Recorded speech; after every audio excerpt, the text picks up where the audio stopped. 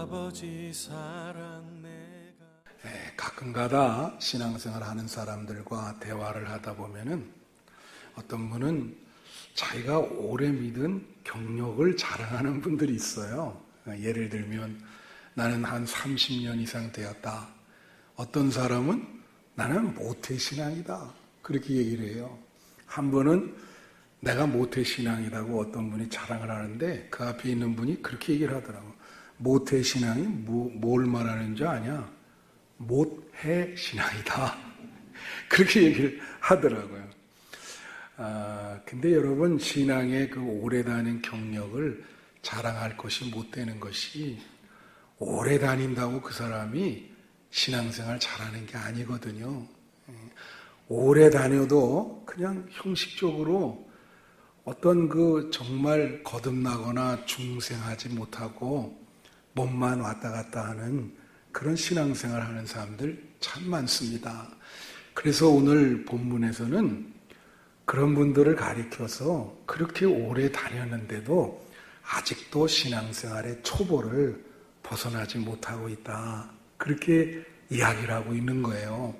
오늘 본문 말씀 5장 12절에 보면 무슨 말이 나오냐면 때가 오래되었으므로 너희가 마땅히 선생이 돼야 되는데 아직도 하나님 말씀에 대해서 초보다. 얼마나 부끄러운 말씀이에요. 그죠? 때가 오래되었으므로 그 말은 뭐예요? 신앙생활 한 지 오래됐다는 거예요.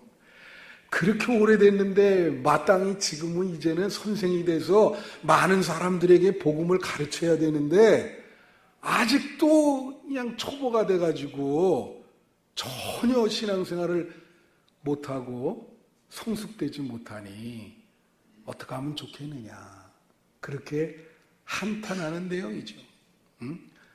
여러분, 제가 이렇게 어릴 때 스케이트를 배우는데 처음에 탈 때 굉장히 막 몇십 번씩 넘어졌어요.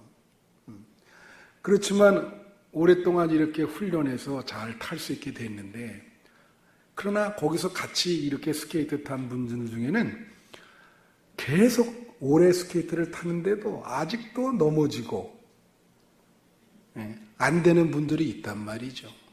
신앙생활도 마찬가지예요. 그죠? 중학생이 됐는데 아직 기저귀를 차고 다녀요. 그러면 사람들 보기에 저 언제 철이 들까? 제가 오래전에 부목으로 있던 교회에요. 어느 권사님이 있었는데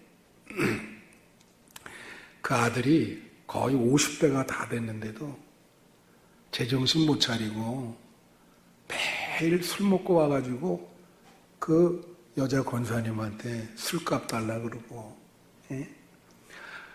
그게 50대가 다 된 아들을 그거 어떻게 하겠어요? 그죠?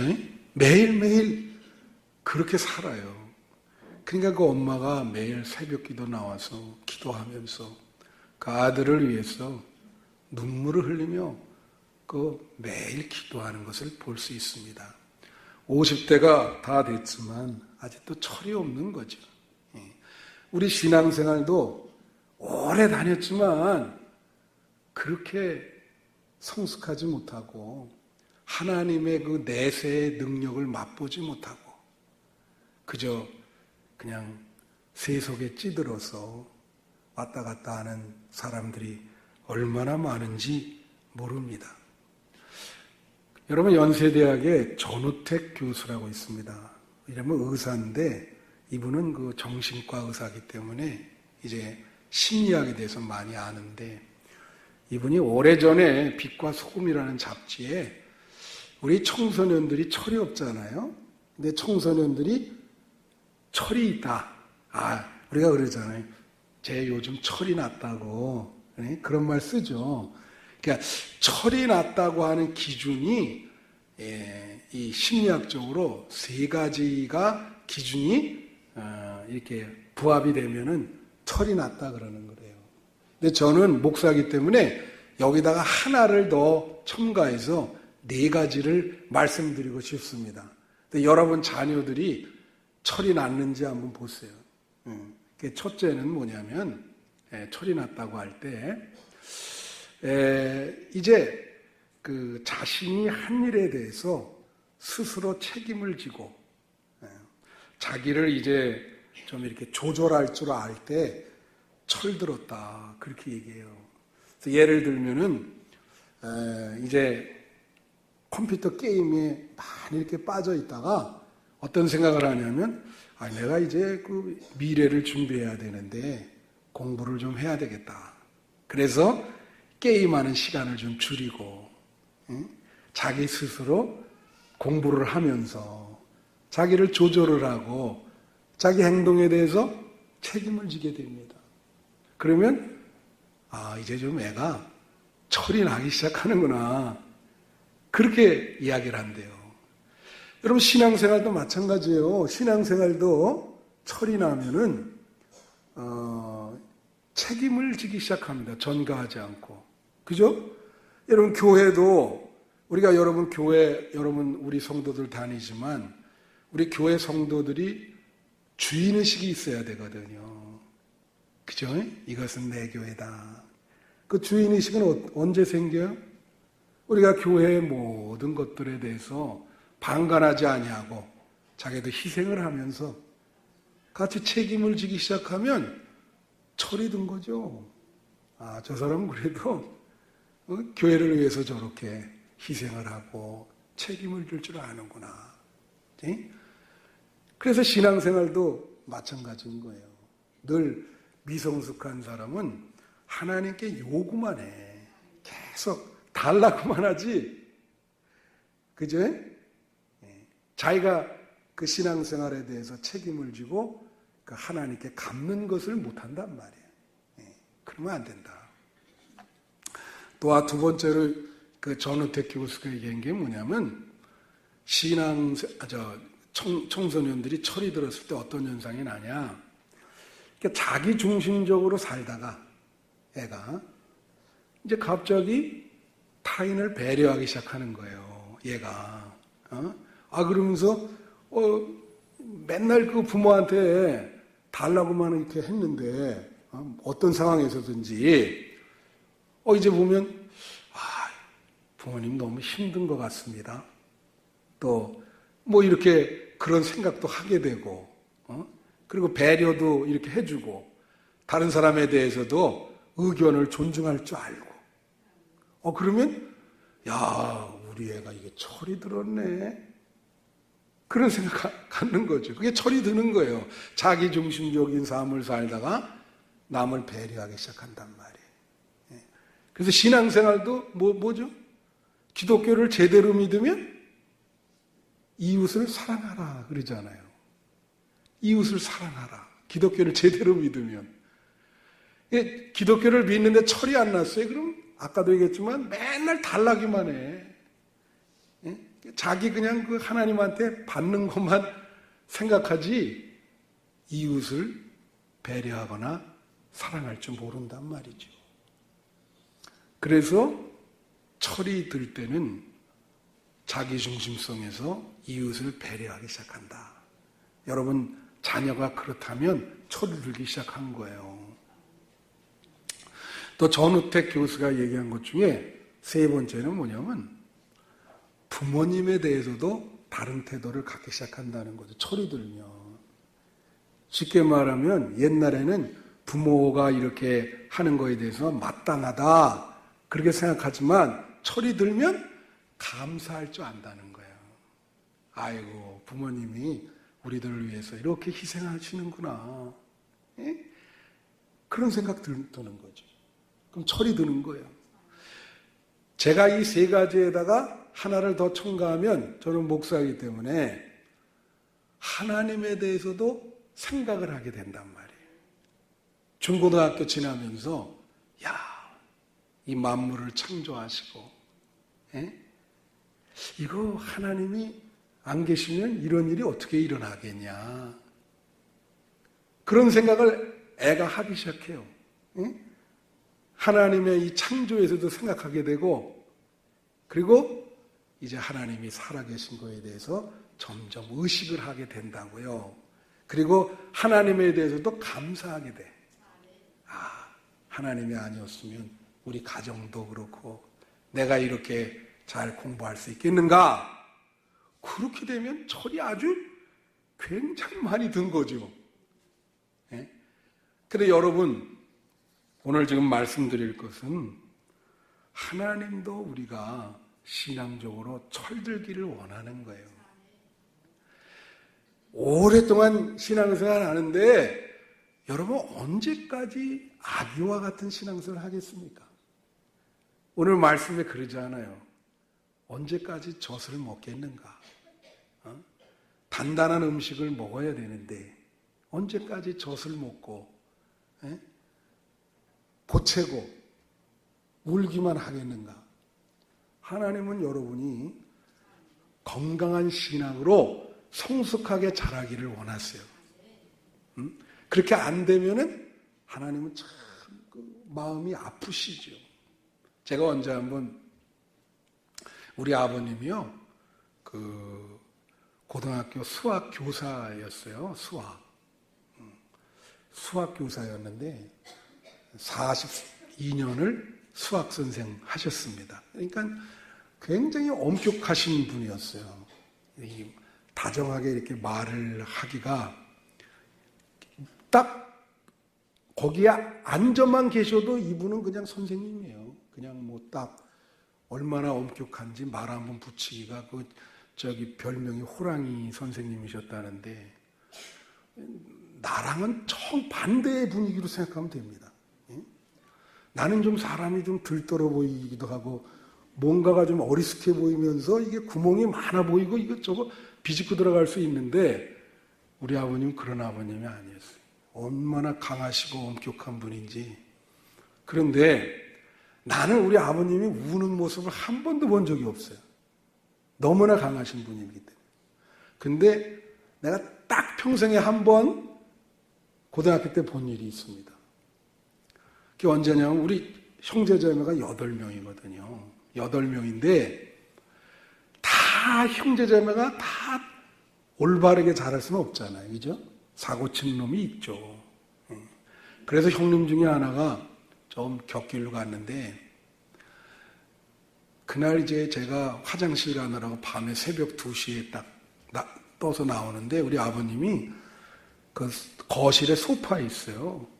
거기 앉아서 흐느끼고 계시는 거예요.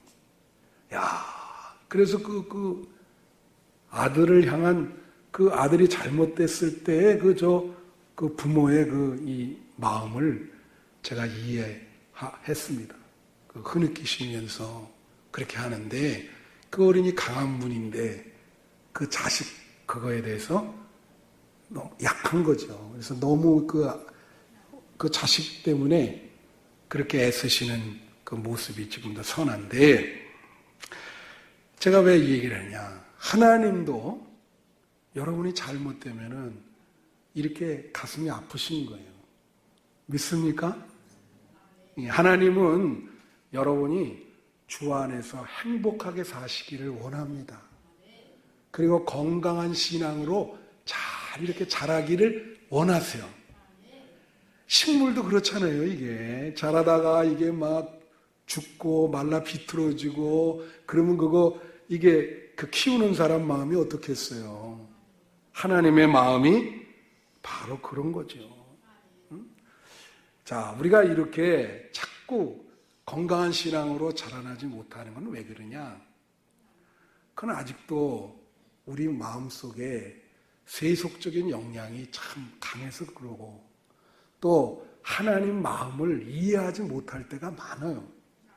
성숙한 신앙이라는 것은 신앙생활할 때 나의 뜻과 나의 생각과 나의 방법대로 신앙생활하는 게 아니고 하나님의 방법으로 신앙생활하는 것이 성숙한 신앙이에요.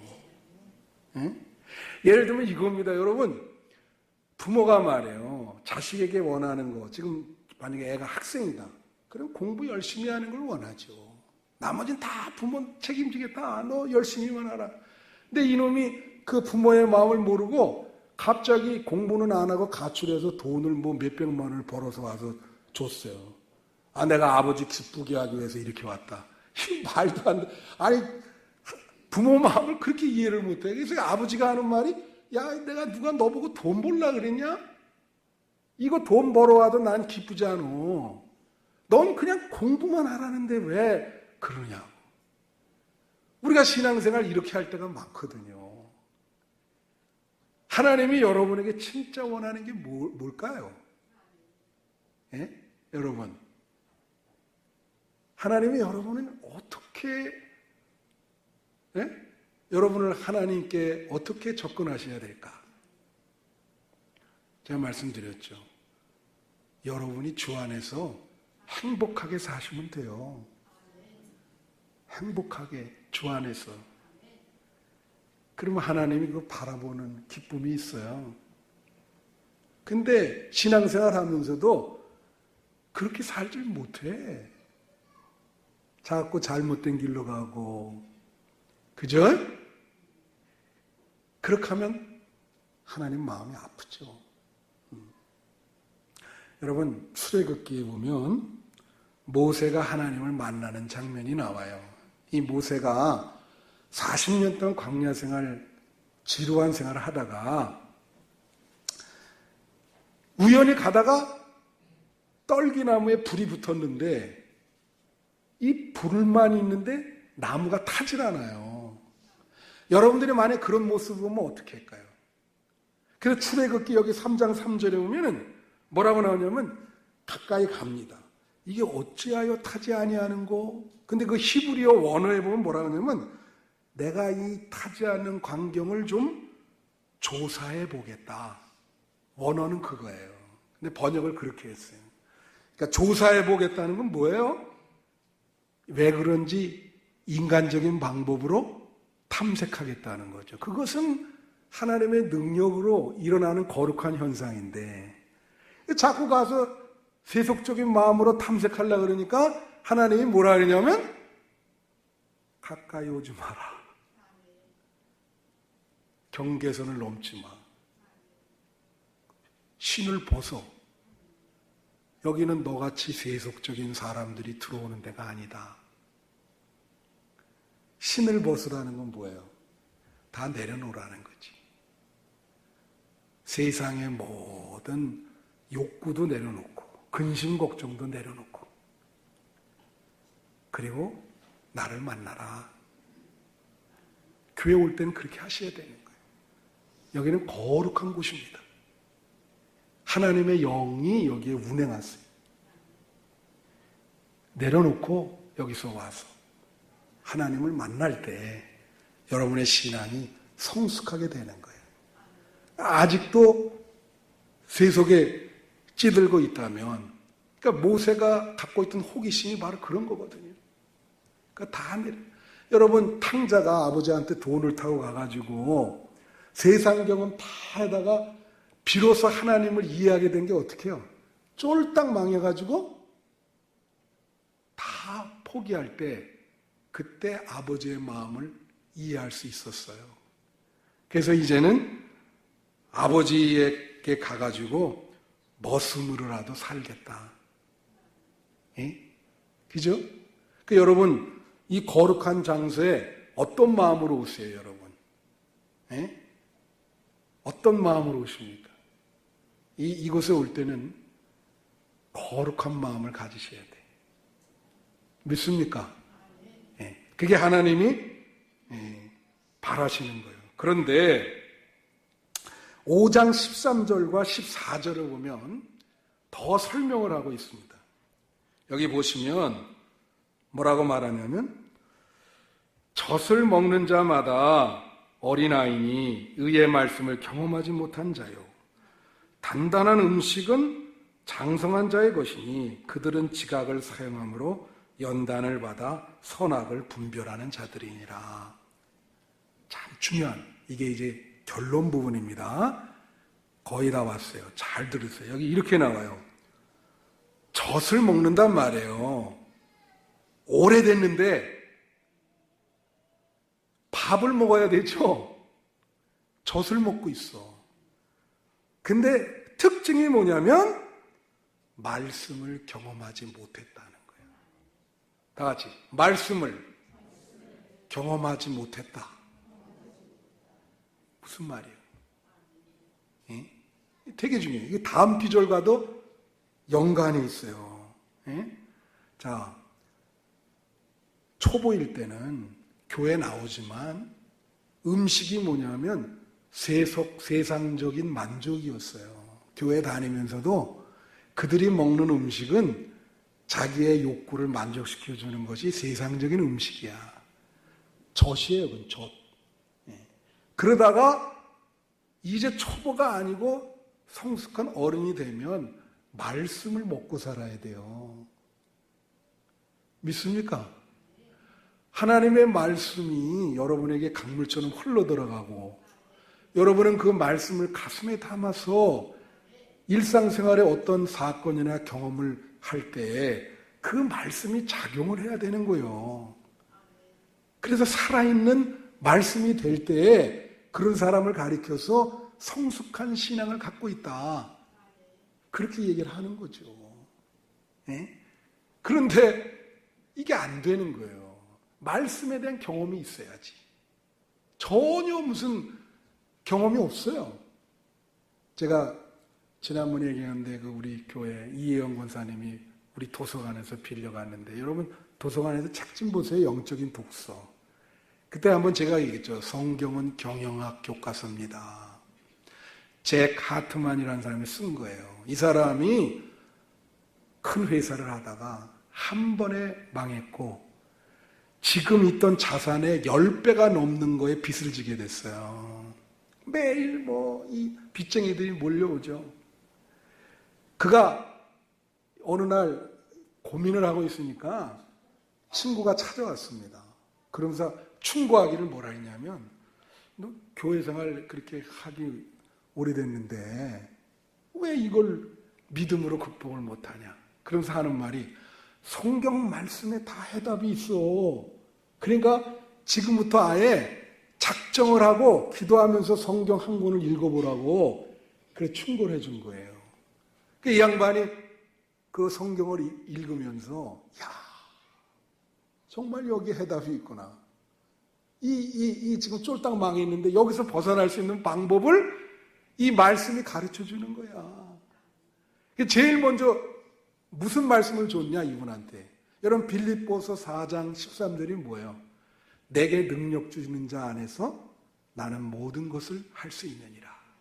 다 따라하세요. 내게 능력 주시는 자 안에서 나는 모든 것을 할 수 있느니라.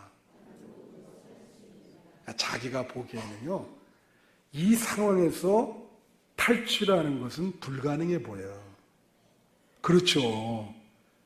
자기 갖고 있던 자산의 10배가 넘는 것을 좀 빚을 졌는데. 그런데 성경 말씀이 이렇게 나와 있으니까 제가 지난번에 얘기했어요. 이분은 이거를 하루에 100번 이상 큰 소리로 복창하는 거예요. 아침에 일어나면서부터 내게 능력 주신 자 안에서 모든 것을 할 수 있다. 할렐루야. 점점 마음이 강해져요. 잠언서 말씀에 지난주에 얘기했잖아요. 생명이라는 것은 네 마음에서 나오니까 무릇 가장 지켜야 될 것은 너의 마음이니라. 마음이 무너지면 다 무너지는 거예요. 마음이 무너지면 다 무너지는 겁니다. 그러니까 매일 나는 내게 능력 주신 자 안에서 나는 할 수 있다. 그게 말씀을 경험하는 거예요. 이 양반은 거기서 그 말씀을 통해서 일어났어요. 예? 그러니까 이 사람은 다음에 이런 상황이 또 올 수도 있죠. 그래도 두려워하지 않죠. 한번 경험을 했잖아. 여기 13절에 뭐라 그래요? 왜 어린아이같이 젖만 먹는 이유가 뭐냐? 말씀을 경험해보지 못했다는 거예요. 그러니까 젖을 아직 먹고 있는 거예요. 신앙생활의 깊이를 몰라요. 전혀 몰라. 몸만 왔다 갔다 해. 큰 문제지. 어떻게 보면 또 자기가 그런 문제가 있는데도 이 문제가 문제인지를 깨닫지도 못해요. 그러니까 어린아이 아니겠어요? 옛날에 보면 막 홍수 나는데 어렸을 때 왜 이렇게 즐거워? 부모들은 막 걱정해서 하는데 아유 우리는 학교 안 가는구나. 좋아가지고 막 얼마나 철이 없는 거예요 그게. 신앙생활도 이렇게 철이 없어요. 여러분 성숙하게 되기를 축원합니다. 예? 자, 그래서 이제 여기 14절 해석하고 마칠게요. 여기 보면 단단한 음식은 장성한 자의 것이니 그들은 지각을 사용하여 연단을 받아 선악을 분별한다는 거예요. 연단이라는 게 원어에 보면 이것도 경험이에요. 연단이라는 게 하나님의 능력을 경험하는 것을 연단이라 그래요. 트레이닝, 하나님이 훈련시키는 거예요. 하나님의 말씀을 경험하게끔. 그런 거를 여러 번 경험하니까 선악에 대해서 분명해요. 이것이 하나님이 원하는 길이구나. 고민을 안 하죠. 예? 그래서 이게 중요한 거예요. 말씀의 경험. 그래야 장성한 어른이 된다. 제가 지난 월요일 날 수도원에 좀 갔었어요. 같이. 제가 좋아하는 게 있습니다. 저는 남의 강의 듣는 거 좋아해요. 예. 그리고 이런 영성 있는데 이렇게 찾아다니는 거 좋아해요. 예. 그래서 그런 데 가서 이제 제가 없어지면 그런 데 가는 줄 아세요. 예. 그리고 맨날 성경 공부하는 이런 거 이렇게 좋아하는데, 개신교회는 수도원이 이렇게 많지 않아요. 근데 제가 간 데는 그 여자들이 하는 수도원이 있습니다. 개신교회. 수도원이 몇 개 있습니다. 개신교회도. 있긴 있어요. 주로 카톨릭이 많은데. 근데 그 수도원 이름이 은총 수도원이야. 근데 여자분 한번 얼굴 좀 비춰주세요. 은총 수도원. 야, 몇 살쯤 되어 보일까요? 알아맞히는 분. 아, 내가 오늘 그러더라고. 우리 집사람. 왜 맨날 알아맞히면 준다 그러고 왜 안 주냐. 약속을 지켜라. 그래서 제가 알았다고. 예? 몇 살쯤 되어 보여요? 난 중학생인 줄 알았어. 야, 이 여인은 우리 딸보다 1살 많고 30살입니다, 만으로. 예? 중학생 같죠? 근데 이분은 말이에요. 피리 전공으로 국악과를 나왔어요. 대학을. 여러분이 말하면 누구나 아는 명문대입니다. 그리고 대학원에서는 다른 데 가가지고 실용음악과를 나왔어. 근데 이름이 뭐냐면 박하영이에요. 부모님이 크리스천이니까 하나님께 영광을 돌리라 그래서 하영으로 이름을 지은 거야. 이제 우리 하은이 하나님의 은혜, 그죠? 네, 하영이. 근데 우리 하은이는 수도원 들어가면 안 되죠. 하나님의 영광인데 이 사람이 젊었을 때 우리 청소년 시절에 이제 자기의 그 청소년 시절 얘기를 합니다. 자, 하트 모양을 비춰줘요. 하트. 자기가 교회는 다니지만 이 대학교 때 이 사람이 얘기는 안 하는데 어느 아이돌 가수, 남자 가수의 그룹의 팬클럽 회장이었어. 이 박하영이가. 그러니까 여기 자기가 하나님을 믿으면서도 이렇게 많이 분열된 거예요. 자기가 좋아하는 가수, 뭐라 그랬죠? 팬클럽 회장이단 말이야. 맨날 그것만 하는 거예요. 그게 행사가 많대요.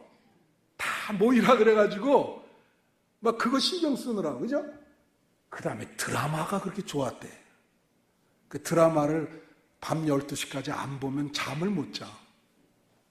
쪽 친구들, 나의 꿈. 하나님은 여기 조그맣게 나와 있죠? 부모가 그래도 이름을 하나님께 영광, 저 좋잖아요. 옷에 대해서 또 관심이 많아요. 근데 먹을 건데, 그때는 너무 잘 먹었는데, 그래, 지금 저게 한 20, 30kg 줄인 거래요. 수도원. 근데 이게 이제, 자, 다음 거 보여줘, 다음 거. 여호와를 사랑하라고. 여기 뭐라고 나와요? 안 보이죠, 여기? 은총수도원. 그 다음에 또 보여주세요. 내가 나를 사랑하느냐. 이 본문이 어디서 나오죠? 요한복음 21장에 예수님이 누구에게 하신 말씀이야? 베드로에게 하신 말씀이에요. 근데 이 왜 수사가 됐냐? 대학교 졸업 때까지 이런 세속적인 젖만 먹은 거예요. 뭐 좋은 데는 다 돌아다니고 어느 날 이제 그 어떤 대학의 그 클럽 있죠, 신앙 클럽 있죠, 선교 클럽에서 기도원에 집회를 간 거예요. 거기 가자 그래서 끌려갔어. 갔는데 그날 목사님이 이 요한복음 21장 베드로에게 묻는 예수님의 그 내가 나를 진짜 사랑하냐, 이걸 하는데 그냥 가슴에 꽉 찔린 겁니다. 그래서 그 말씀에 완전히 그냥 무릎 꿇고, 그래가지고 몇 개월 있다가 23세에 이 여자들이 하는 이 수도원에 들어간 거예요. 그러면 지금까지 몇 년 있었어요, 여기에? 몰라요? 7년 있었죠, 7년. 그 젊은 시절에. 여기는 한 번 들어가면 못 나온대요. 특별한 이유 없이 못 나와요. 거기서 7년 동안 기도만 하고 사는 거예요. 말씀의 그 영향력이라는 게 이렇게 큰 겁니다. 한 사람의 인생을 바꿔놓을 수 있는 거예요. 여러분에게 제대로 말씀이 들어가야 돼요. 아직도 변화가 왜 없느냐? 말씀을 경험하지 못했기 때문에. 말씀의 의미가 강물처럼 여러분에게 흘러 들어가야 되거든요. 제대로 들어가야 되거든요. 말씀의 그 내세의 능력을 맛보아야 되거든. 그래야 변화가 오죠. 그제서 성숙한 신앙이 되는 거예요. 저는 우리 한빛교우들이 다 이렇게 초보가 아니라 몇십 년을 다녀도 초보에 머물지 아니하고 성숙한 신앙이 되시기를, 하나님 말씀의 그 깊은 초월성과 신비함을 경험하시기를 축원합니다. 기도하겠습니다. 우리 한 3분 동안만 말씀을 생각하면서 기도하겠습니다.